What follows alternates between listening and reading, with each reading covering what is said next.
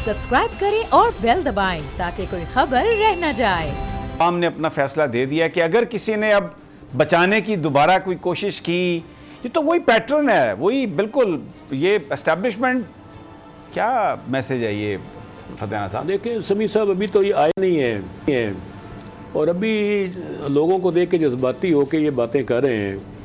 इससे पहले दूसरी पार्टी भी ये बातें कर चुकी है और एक ऐसा इदारा जो पाकिस्तान के लिए हमेशा कुर्बानियाँ देता आया है और सियासत में मुलव्वस कतई तौर पर नहीं है, गैर जानबदार है, उसको इस किस्म की धमकियाँ लगाने से क्या निकालना चाहते हैं, क्या अखज़ करना चाहते हैं?